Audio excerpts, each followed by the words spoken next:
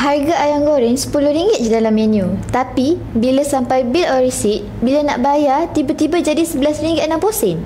Masa itulah baru perasan, lah, ada SST dengan servis tak rupanya cukai.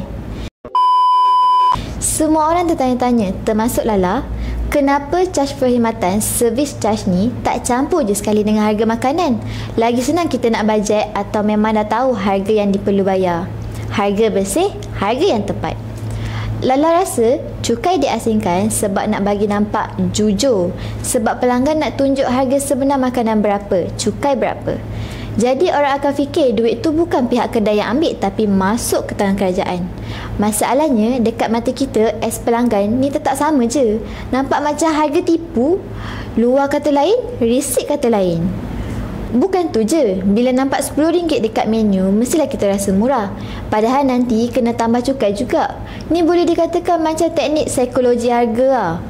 Pelanggan rasa murah dan diorang beli, padahal tu bukan harga sebenarnya.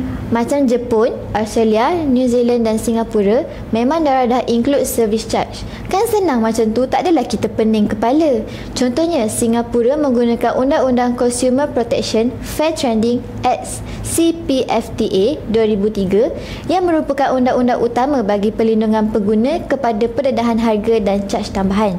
Tapi, kenapa Malaysia tak cuba cara ni? Sedangkan ia memudahkan kita sebagai pengguna untuk beli barang atau makanan. Negara lain dah buat kot, kenapa Malaysia tak nak cuba ke? Maksudnya, apa yang kita tengok tu lah apa yang kita akan bayar dekat kaunter nanti. Tak perlu nak buka phone, nak kira total after tambah service charge. Tengok burger RM8, tengok ayam RM5, so total RM13. Budak kecil pun boleh kira tau, tak perlu pening nak fikir. Bagi Lala lah kan, asingkan servis charge ni sebenarnya menyusahkan kita sebagai pelanggan. Terutamanya sekali Lala ni, kalau keluar makan tu mesti seorang yang akan bayarkan dulu. Lepas tu rasa leceh tau nak kira satu-satu servis charge tu. Lagi senang kalau kerajaan dan peniaga campur je terus cukai dengan harga. Sekurangnya kita pun dapat tahu harga yang sepatutnya and tak payah nak kira sendiri. Korang rasa macam mana?